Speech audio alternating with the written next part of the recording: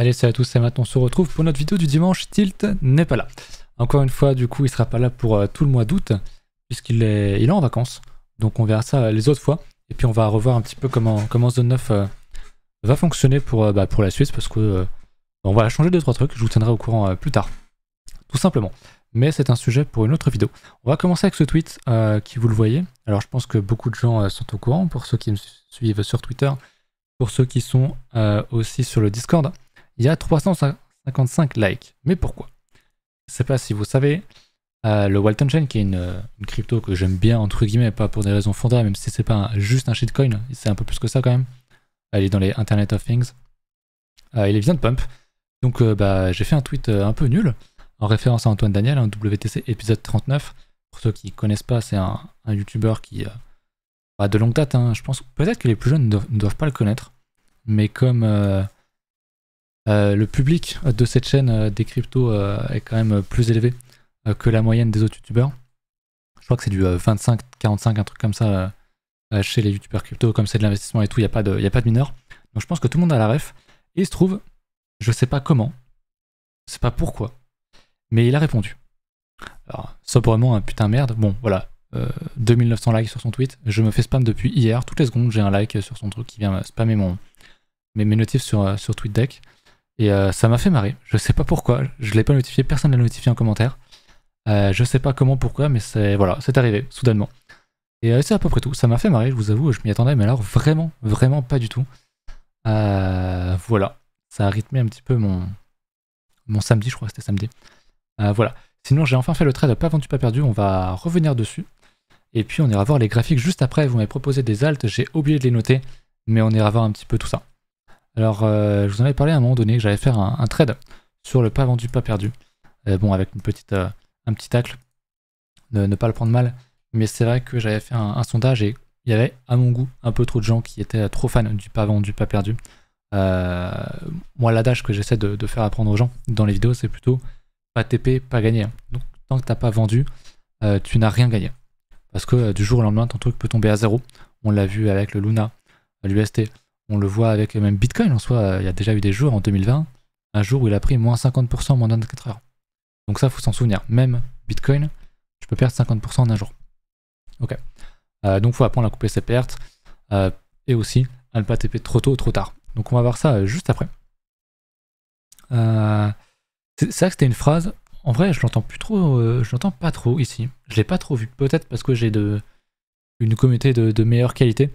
Une TL de meilleure qualité aussi, mais c'est un truc qu'on entendait vraiment tout le temps, partout, en 2018. T'inquiète, mec, pas vendu, pas perdu. Tant que tu vends pas, c'est pas perdu. Sauf que ces gens n'ont jamais vendu, donc n'ont jamais gagné. Faut absolument être capable de couper ses pertes, que ce soit bien sûr en trading intraday, mais aussi pour l'investissement. C'est juste primordial de préserver son capital, car notre portefeuille est notre outil de travail.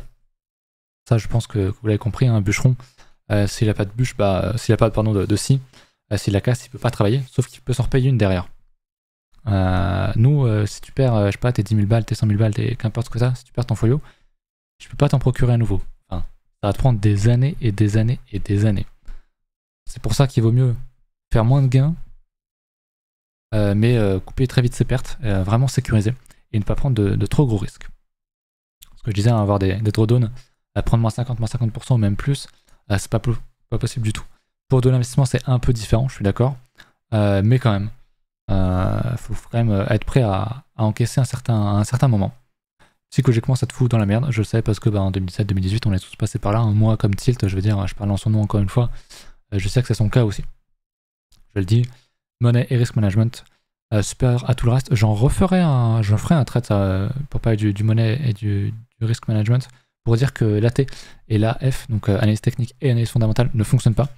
Et c'est pourtant bien un pro AT qui vous dit ça, mais ça ne fonctionne pas et je vous le démontrerai. Je vous donnerai mon avis là-dessus, tout ça pour vous dire que le money management est le seul truc qui vous fera gagner de l'argent. Réellement. Voilà.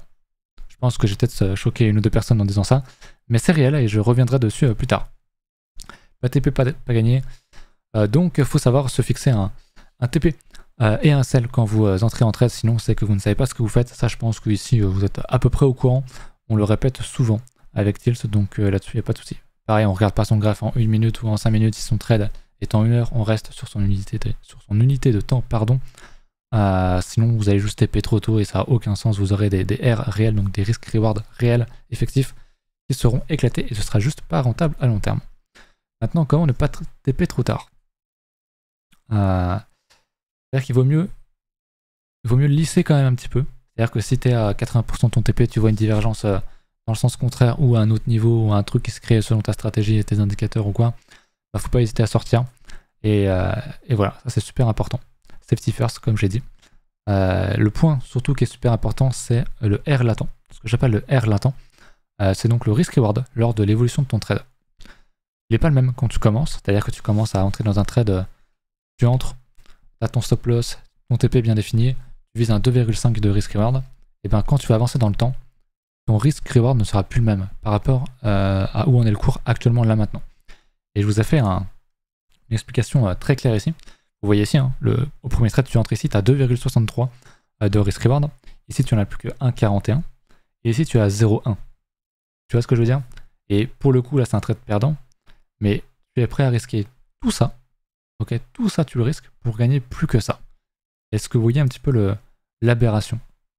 Le côté ridicule dans tout ça. Et ce que je fais, moi, maintenant sur le Forex, c'est que quand je suis vraiment très proche de mon TP, j'ai un stop loss qui va faire en sorte que je suis à peu près 1 de R. C'est-à-dire que tu vois, j'ai ça à gagner, donc mon stop loss va être par ici. Et donc, dans ce cas-là, je serais sorti dans les bougies rouges ici. Je peux sortir sur un avalement baissier, sur une divergence, sur un truc en plus, mais si tu es ici de ton trade et qu'il te reste plus que ça, après avoir fait tout ça, et que ton stop loss est le même, pour moi, c'est une énorme erreur. Même s'il est à break-even ici, c'est une énorme erreur. C'est vraiment une énorme erreur parce que c'est juste pas rentable du tout, quoi. Surtout que tu es quand même sur un 2.63, tu es quand même très large, donc il faut pas hésiter à prendre des profits, quitte à ce que tu vois derrière qu'on prenne ton stop, qui est en fait un TP, ok, et que derrière on vienne rechercher ton TP final. Mais c'est pas grave, tu as préservé ton capital, c'est le plus important. Et peut-être que sur 10 fois, 8 fois, ça va te sembler aberrant, parce qu'on va aller chercher le TP, en vrai pas autant de fois que ça, mais les 2 fois où tu auras bien fait de faire ça parce qu'on serait allé chercher ton stop loss, et tu vas comprendre que tu as sauvé énormément d'argent. Voilà. Tout simplement ce que je disais, hein, essayer de choper 1 de R, c'est assez intéressant. Je vous ai mis en lien la vidéo d'Elliott Hewitt, qui est un trader qui a tradé en hedge funds. Donc tapez simplement son nom, ou trader en hedge fund le jour où je me suis fait engueuler. Il explique ça très très bien, et vous allez voir que c'est super super intéressant. Voilà. Et donc, rappel important pour en terminer ici, le PNL que vous voyez sur vos graphiques quand vous êtes en intraday, il ne s'agit pas de vos gains ou vos pertes. Okay, tant que vous n'avez pas de TP ou SL, il n'y a rien. Pour les investisseurs, pareil, hein, vous utilisez tous CoinStat ou Blockfolio qui a été rename maintenant. Moi, c'est plus CoinStat. Le montant que vous voyez, c'est pas l'argent que vous avez. C'est l'argent que vous avez si vous vendez tout maintenant. Encore une fois, des moins 50, moins 70%, ça peut aller très très vite. Surtout en crypto. Et on l'a vu au cours de cette année et de l'année dernière. Donc voilà, c'était un petit peu la fin de ce tweet. N'hésitez pas à aller RT le premier tweet. Si vous êtes sur Twitter, à poser un petit like, ça ferait toujours plaisir. Je crois que j'ai abordé tout ce que j'avais à faire ici. J'espère qu'il y a encore des gens. On va passer du coup à l'analyse technique. Hop. Au niveau des graphiques, on va passer sur le daily, bien sûr. Alors déjà en hebdomadaire. Hop, ici. Sur BTC. On voit du coup qu'on n'a pas fait d'avalement à la baisse, donc tant mieux, c'est cool. On l'a dans le Vegas hebdo, du coup il n'y a pas beaucoup d'historique parce que je suis sur le truc de Binance, mais c'est bien ça. Donc on n'a pas fait d'avalement à la baisse, encore une fois. J'avais très peur il y a quelques jours, mais comme j'ai déjà dit, ce qui compte c'est la clôture. Et surtout en crypto où il y a des mouvements vraiment de pute. Et voilà ce qu'on a. On a donc un range, on casse à la hausse, on reteste, et on vient retester les plus hauts. Ce qui m'intéresse moi maintenant, c'est d'avoir une clôture daily au-dessus de ce niveau, et c'est ce que je vous ai montré l'autre fois. Hein. T'as un range, tu casses, tu retestes, et ce qu'il faut, c'est recasser, refaire un plus haut, et voilà, t'as donc un high, un higher high, et encore un higher high avec des higher low. Définition d'une tendance haussière, tout simplement. Et donc ça pourrait être un achat, même si, voilà, faut être conscient que si tu achètes ici, tu peux pas avoir un stop loss ici, ce serait beaucoup trop loin. À mon sens, si tu achètes ici, un stop sur réintégration, admettons, je sais pas par là, ou si on fait un creux, moi je pense qu'on peut à court terme venir faire un truc comme ça, auquel cas tu auras ton stop là, et tu vas aller chercher... Bon, pour le coup, ça ferait pas quelque chose de très rentable, mais c'est un stop un peu plus court, voilà, tu peux très vite avoir un 2 de R, voire un peu plus, donc c'est un peu le scénario que je regarde, que je privilégie pour l'instant, pour du swing, mais moi je serais plus sur du 15 minutes de toute façon si je trade BTC, même sur du 1 et 5 minutes. Donc d'ailleurs, à ce propos, je vous l'ai pas dit, mais on va être partenaire, on est partenaire, j'en ai pas encore parlé, j'en reparlerai semaine prochaine, avec Bybit, enfin. J'en ai fait l'éloge avant d'être partenaire, donc ça va être du très très sérieux. Je vous mettrai le lien en description si j'y pense, mais j'ai un lien partenaire où vous pourrez, juste en vous inscrivant, gagner 50 balles à condition de faire un dépôt et trader avec 10 balles, je crois, un truc comme ça. Vous allez gagner 50 balles, donc c'est vachement avantageux, plus des réductions sur les frais qui sont très très importantes, mais j'en reparlerai ça plus tard, je vous ferai un truc sur Twitter, un truc bien propre, il y aura des giveaways aussi à venir, donc très très hâte de bosser avec eux, ils sont ultra sympas, ultra chauds, et en plus, bah, comme Binance ferme ses futurs en France, bah, c'est une alternative très intéressante, d'autant plus qu'il n'y a pas de KYC. Bref, checkez en description si vous êtes intéressé, je vous mettrai le lien référal, et puis voilà. Ça, c'était pour notre daily. En H4, on a eu une petite chasse au stop ici, on l'a vu. On est venu casser ces deux plus hauts là. On réintègre. Bon, ça du range. Hein. Si on revient sur ces niveaux, ça pourrait être un bon achat. On voit qu'il y a un bon order block qui n'est pas évident à payer, on va pas se mentir. Hein. Mais si on revient dans cette zone là avec une divergence ou quoi, il y aurait moyen de le payer. Ça pourrait être intéressant. C'est quelque chose que je vais regarder pour du trade 15 minutes, etc. Voilà pour notre bon BTC. Sinon, j'avais remarqué sur du 1 heure, on voyait le FOMO. Pourquoi? Je vais vous montrer ça tout de suite. Alors il y a du funding positif, mais en vrai il est plus plat que autre chose, hein, comparé au passé. C'est pas grand chose. Mais sur cette cassure là, de ce niveau là, hop, qu'est-ce qu'on voyait? Donc ici sur la bougie de cassure, j'ai pas un trait horizontal là. Je vais me le mettre. Hop, je vais le mettre là. Côté. Quand on casse ici, qu'est-ce qu'on a sur le point de test? On a des ouvertures de position. C'est-à-dire que on casse, et qu'est-ce que c'est? Quand on ouvre des positions sur un plus haut, c'est des gens qui FOMO. Ils voient, c'est des traders de cassure en fait. Ils achètent ici. Ils voient que c'est ultra bullish. On passe la grosse résistance, on fait un plus haut, on refait un plus haut, ça achète, ça achète, ça achète. Bien évidemment avec du levier. Et derrière, bah, on vient réintégrer et donc sortir tous ces gens ici. Donc là, c'est toutes les fermetures de position sur les stop loss ou fermetures manuelles. Et donc tout simplement, c'était du FOMO à l'achat, donc on les a sortis. Et maintenant, bon, on est revenu sur les mêmes niveaux que quand on était là, donc potentiellement on pourrait repartir, quand on pourrait revenir rechercher un peu plus bas. Mais quand on fait une sortie comme ça, hein, vous le savez, très clairement ici, on a une déviation du coup. Sur ce range, je vais essayer de tracer le range à peu près. On pourrait dire qu'on avait un range comme ça, avec un autre bout, je vais mettre ça ici, un autre bout peut-être comme ça. On est venu rechercher là-bas en le bas, peut-être qu'on pourrait faire aussi ici une déviation comme ça. Et auquel cas, si on fait ça, là, il y aura un très bon achat. C'est ce que je vous expliquais sur... C'était sur quoi? C'était sur Ether BTC. On a ça. On y reviendra juste après. Donc ça peut être un scénario en 1 heure. Typiquement, ce que j'explique sur l'hebdomadaire sur Ether BTC. On pourrait l'avoir ici en 1 heure. On l'a pas encore. Ça pourra arriver. Mais c'est un schéma à suivre, tout simplement. Sinon, globalement, on l'avait vu aussi, hein, que ça achetait beaucoup ici. Mais on cassait sur le cours, donc c'était assez normal. Ça suivait aussi sur le spot. Et encore une fois, hein, sur le futur, mais en margin BTC, bah, ça ne suivait pas vraiment. On faisait un plus pas ici. Donc pas très fou. Par contre, on voit que ça commence à beaucoup plus racheter ici que sur les autres. Donc ça peut être un bon achat à faire dans ces zones-là. À mon sens, en vrai, le cours sans la cassure. Je veux dire, quand tu as un price action comme ça, vraiment, tu as un range, tu casses, tu reviens rechercher le plus haut ici. Il va y avoir une cassure, peut-être qu'on va revenir encore chercher et liquider un petit peu, mais je pense qu'à terme, on ira faire une clôture daily au-dessus des 24 300. Voilà mon avis là-dessus. Sur BTC, je pense que ça était intéressant. Au niveau de Kingfisher, on a beaucoup de niveaux en dessous, 23K, donc c'est typiquement un petit retour, hein, ici, 23K, c'est ici, hein, sur ce niveau-là. Mais on a aussi un très gros niveau à 40K qui vient de pop. Donc pourquoi pas des gros niveaux aussi dans les 30. Il y a quand même beaucoup de niveaux en dessous, c'est le truc qui me fait un petit peu chier, c'est que j'ai l'impression que globalement, avec du levier, ça achète pas mal, mais ça peut bouger assez vite comme c'est du très très gros levier. Voilà. Voilà pour ça. On va s'intéresser du coup aux alts. Je vous avais parlé du GRT la dernière fois, donc on l'a bien cassé. Le trade se déroule plutôt bien pour l'instant, même si on n'a pas fait grand chose. Donc on ira voir le GRT plusieurs fois, je pense, dans les prochaines semaines. On va voir un petit peu comment ça se passe. Au niveau du USP, bah, encore une fois, vive la récession. On va faire un nouveau plus haut, je pense, à l'ouverture dès lundi. Ça se sent, en vrai, ça se sent. Je pense qu'on va un petit peu dépresser un petit peu tout le FUD.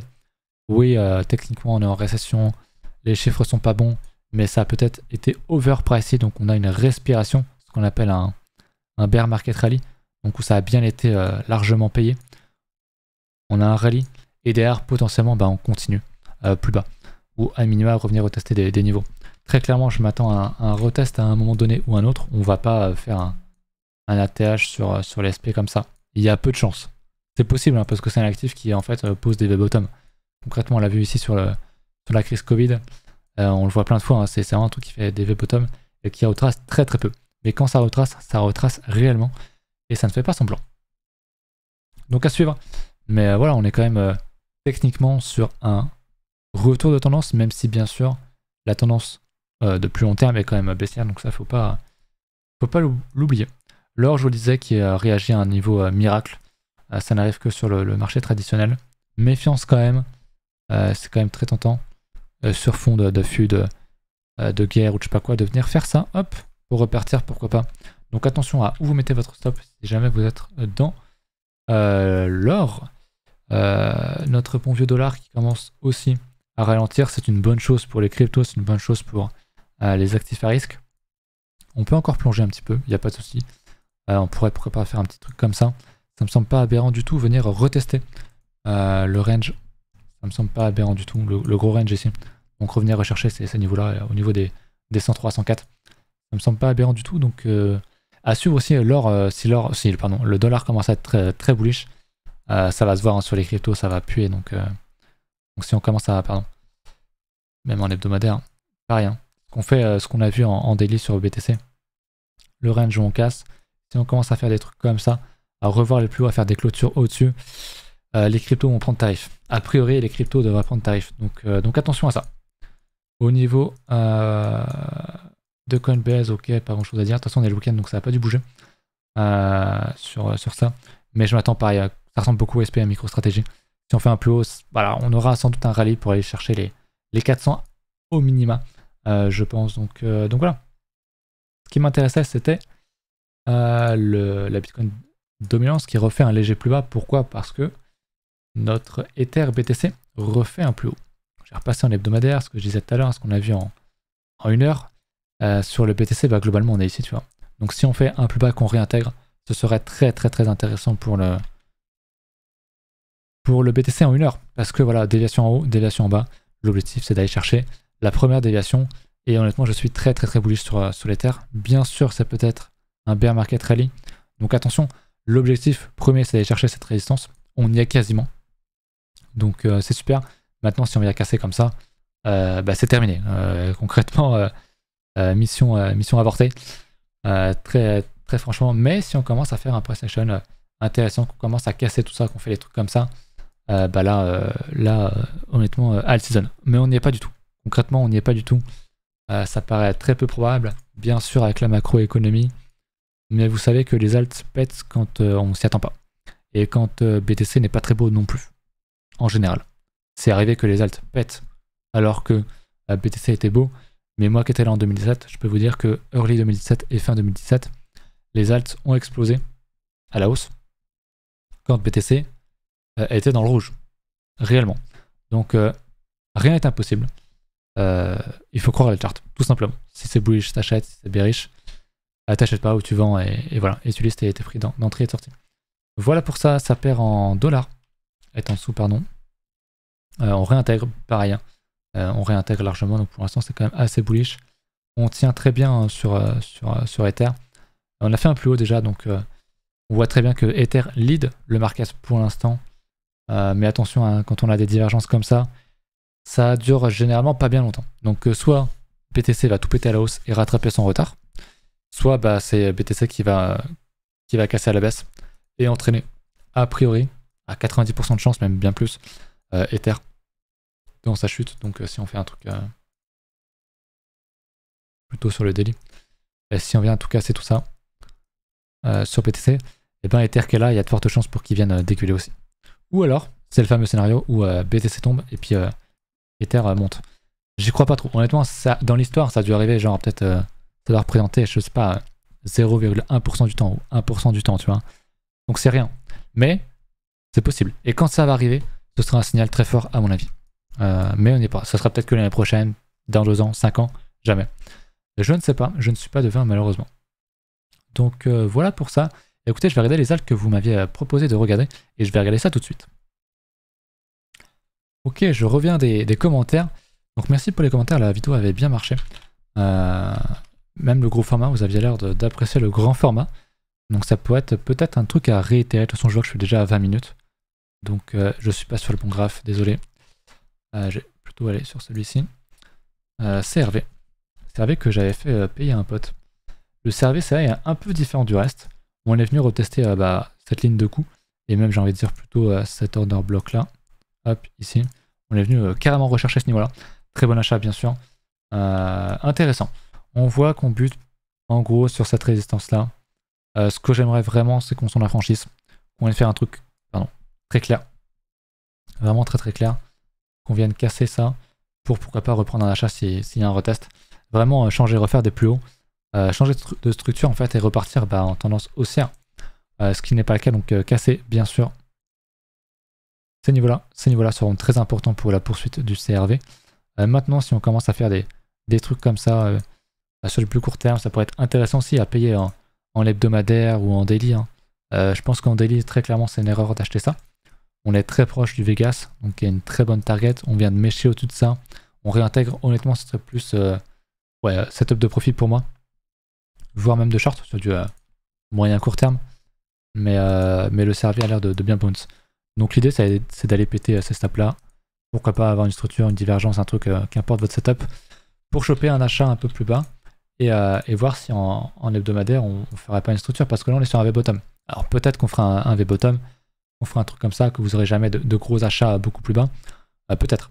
Mais si on fait un truc comme ça, à terme, ce serait vraiment très très bullish si on fait un double bottom comme ça.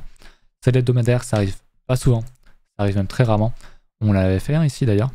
Et si on en fait un deuxième plus haut que le précédent, ça pourrait être bien pour la suite. Donc le CRV très propre, comme en vrai pas mal d'alt.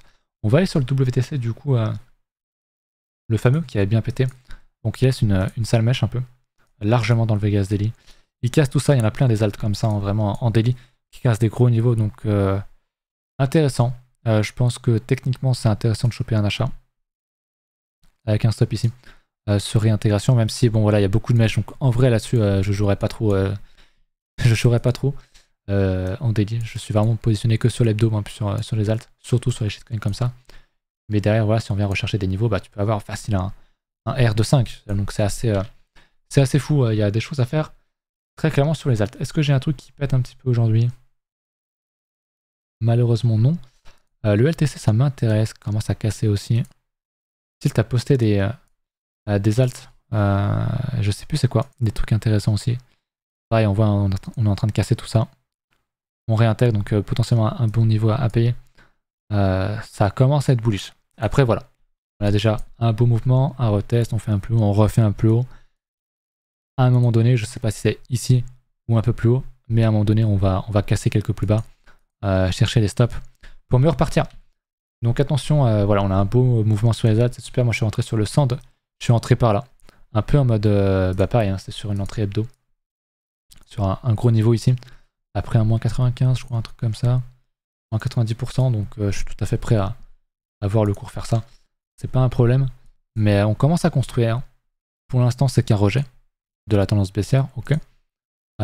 Potentiellement un dead cat bounce.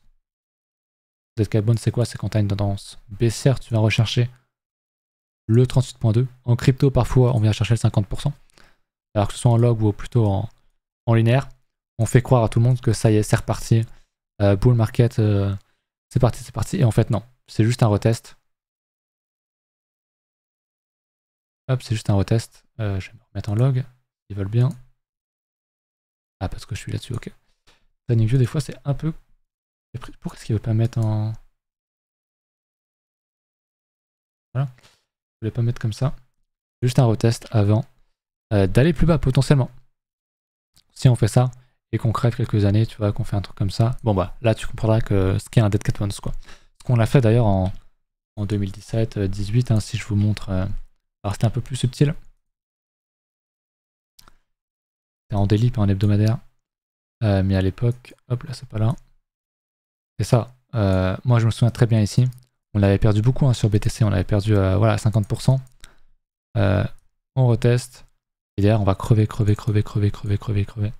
Et chaque rebond était en fait une sortie. Donc peut-être qu'on est sur des niveaux comme ça, tu vois. Peut-être qu'on va aller plus bas derrière, tu vois. Chaque rebond, eh ben on allait beaucoup plus bas. J'espère que c'est pas le cas. Mais c'est trop tôt pour dire que ce n'est pas le cas en fait. Donc la prudence, on prend des profits dans cette hausse. Si jamais on veut se placer à l'achat, on sait où on sort à l'entrée, comme à la. Enfin, en stop loss, en gain comme en perte, je voulais dire. Et voilà. Et peut-être plus tard, en principe, ça se verra. Si on commence à avoir vraiment des grosses structures, des trucs comme ça, tu pourras payer une cassure avec un stop large, tu prends des premiers profits et peut-être qu'on ira plus haut. Et si on commence à faire des trucs comme ça, bon bah ça sera peut-être un peu plus bullish sur du plus long terme. Et là oui, ok, on peut commencer à chercher un investissement, à réentrer dans la tendance, etc. Mais pour l'instant, c'est pas le cas. Ok, pour l'instant, la tendance est baissière, ça se voit en hebdomadaire. On a quelques bougies vertes, c'est cool. Maintenant, on peut faire ça aussi. Voilà, c'est peut-être juste un petit rebond. Le rebond du chat mort, le dead cat bounce. Voilà. Voilà pour ça. Écoutez, je crois que c'est à peu près tout pour moi. Si vous avez des questions pour mercredi prochain, dites-le moi. Je ferai une vidéo aussi, je vous reparlerai de Bybit très prochainement, donc pensez à checker la description si je n'ai pas oublié de mettre le lien. Et puis écoutez, voilà, je vous dis à la prochaine. Salut.